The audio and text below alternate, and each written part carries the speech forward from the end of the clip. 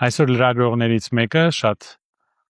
տղամարդավարի ձևով, կին լրագրող էր, բայց շատ տղամարդավարի խիզախ ձևով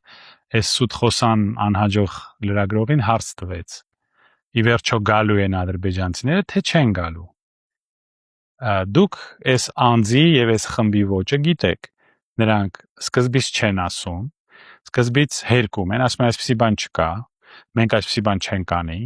հետո ասում են դե ինչ կուզենք կանենք դուք ով եք որ մեզ հարցնեք, հետո լռում են, այսինքն արդեն ինչ որ բան որոշել են չեն ասում, հետո մեզ կանգնացնում են փաստի առջև եւ սուտ են խոսում անընդհատ։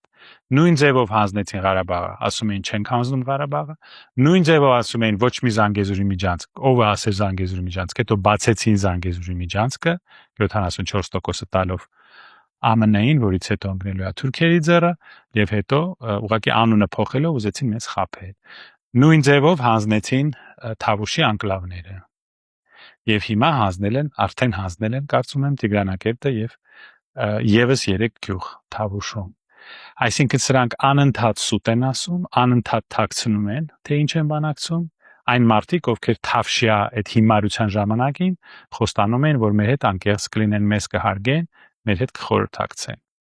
Սրանք արդեն հանձնել են անկլավները եւ Տիգրանաշենը։ Ես համարյա համոզված եմ ցավոք սրտի, ճանաչելով սրանց ոճը։ Իսկ դրանից հետո հաջորդ Ադրբեջանի պահանջը 300,000 ադրբեջանցի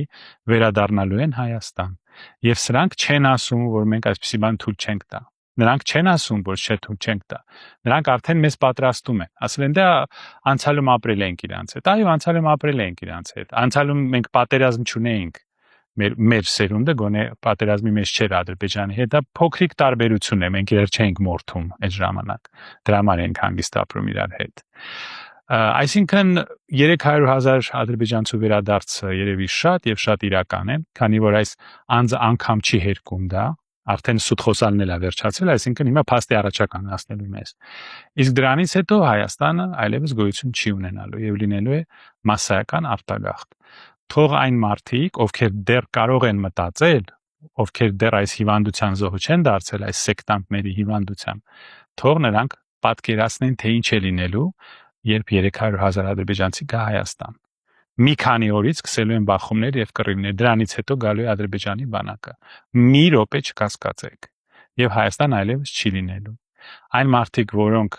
այս 20%-անոց սեկտայի անդամ չեն, լավ մտածեք, թե ինչ է լինելու Հայաստանի հետ։ Իսկ այս մարդու երեսից երևում է, որ նա արդեն հանձնել է անկլավները եւ շուտով կթույլ տա, որ ադրբեջանցիները վերադառնան։ Կրկնում եմ, մի անգամ այս մարդը ճշմարտություն չի ասել։ Վերջի 8 տարվա ընթացքում բոլորին խաբել է, բոլորին ստել է։ Ղարաբաղցիներից սկսած, Մեղրիով եւ Թավուշով վերջացրած։ Լավ մտածեք, թե դուք ոնց եք քվեարկելու հունիսին։